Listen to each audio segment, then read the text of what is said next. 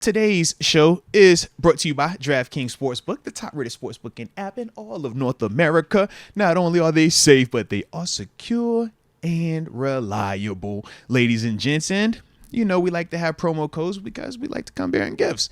We like y'all like us. So with that being the case, we got the new promo code with DraftKings, and it's pretty simple. For my new customers out there, when you download the app, you make that initial deposit of $5, you will receive up to $200 in bonus bets with the promo code MOATS. I mean, it's a pretty dope concept, man, in terms of how it works out. And, you know, from there, you can use that to potentially hit on some anytime scores. We know with some of that going on this week because we saw a lot of tutties happening, baby, so we like that. But I also note that at times we can get lost in the sauce. And when that does happen, you know, you might have to text somebody if you're in New York. And if you're, anywhere else, the digits to dial are 1-800-GAMBLER. Tons of fun. Says number one in the AFC North. Let's go. Ride the hot hand with Fields. Let's do it, man. Yeah. Yeah, like I said, I don't see how you can have like a hard stance being against riding the hot hand or allowing Justin Fields to continue on as the starter. It's not as if like in my opinion at this point, there's just no question he's earned it, right? Yeah, like I look at it in the sense of what Russ has done. It does matter to me 1,000%, and I'm never going to act like it doesn't. But at the same time, I think about the overall rhythm and flow that we're currently in right now, and just the way that we're continuing to expand. My question now is, number one, how healthy is Russ? Because am I about to go through this feeling of, all right, turn it back over to you, but the calf popped back up because it just did that, a week or two ago. So I don't know if I want to send the offense and the team as a whole through that roller coaster if I don't have to. And the way Justin Fields has been growing and playing, I kind of feel like I don't have to feel such urgency to do it. So that's why, I'm with, let Fields go out and do what he does, at least for the next couple of games. And it's like, if it continues progressing like it's going, then, you got your answer. This is a great thing. But if it doesn't, then it's like, all right, you allowed it to play out, because he has been doing this in stadium in the regular season. And I do weight that more than I weight preseason and training camp. So that's kind of where I look at it. But at the same time, I'm not about to act like, oh man, he's good for the rest of the year and nothing else he does matters. Like, oh, we're solid. Like, sign him to the contract extension. Like, me personally, I'm not there yet. But as long as he keeps playing like how it's been, he keeps going in the right direction. It's like, yeah, all of that is on the table, man, from my eyes. What do you think Tomlin says about Russ and his health in tomorrow's press conference? He's gonna say, I'm not speculating on anything. He's gonna let his practice be the guide. He's unhealthy and limited no matter what. Yeah, it's like, man, this is the thing too. Even if Russ is healthy, he's limited this week. I would say it's very easy when you only see one to find comfort in that one and want to do, everything to just be like, yo, this is the one.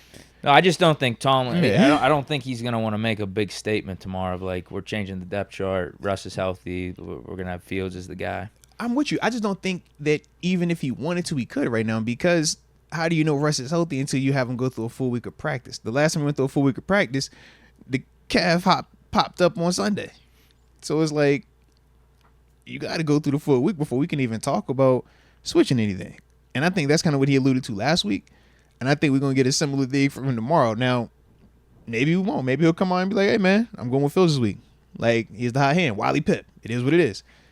But I could definitely see him saying, hey, man, we don't have to make a decision today because Russ still isn't healthy today. Russ still has to show that he can go through a full week of practice and operate and do everything that we're expecting him to do before we even think about putting him back out there on Sunday, And who would that man. be with? Would that be with the twos?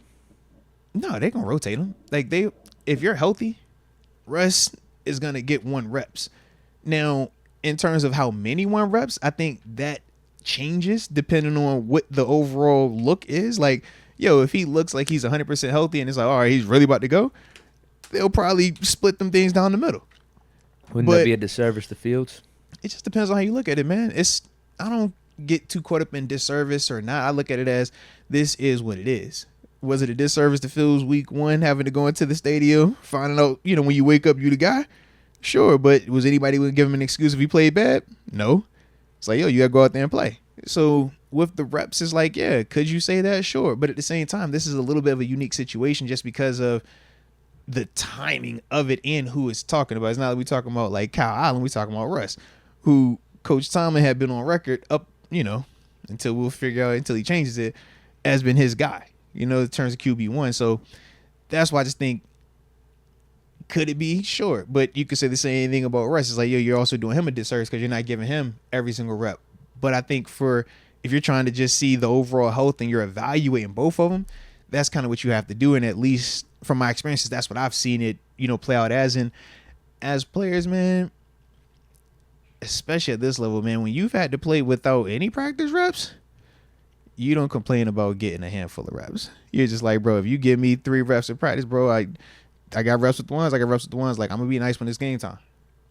Because if you got to have everything be perfect, and this is my whole, when we talk about Kenny in the past, it's like when all the variables have to be perfect and that's the only way you can play good, it's like, bro, you're going to struggle at this level because there's a lot of times where the variables are not perfect. It's a lot of times where it's chaos and you got to be able to rise above that. So when I look at Fields, it's like, man, however they divvy up the reps this week, if that ball's in your hand, man, go out there and ball. And the same with Russ. It's like, bro, you might not get a rep this week. Okay, cool. But say Fields goes down in the first series. Are we about to be over here talking about Russ can't do it? No, we're going to be in here like, come on, Russ. Yeah, we believe in you, baby. Yeah. And then he start making plays. Oh, yeah, we feel good about you, Russ. So that's how I look at it, man. It's like, yo, whichever one of y'all it is, man, be ready to go because the expectation is still going to be what it is. None of us are looking at this thing saying, oh, yeah, whichever you put out there, oh, he can play. But no. Better keep all of them, man. Both of them. I just think it'd be insane if Fields is your starter, you're splitting the 1 reps with Russ just for the sake of politics or whatever. No, not politics, but think about this. The whole energy around Fields has drastically shifted off of 3 games. So, once again, to go from drastically this direction and after 3 games we're drastically in this direction, I just think it can go both ways with that. That's all.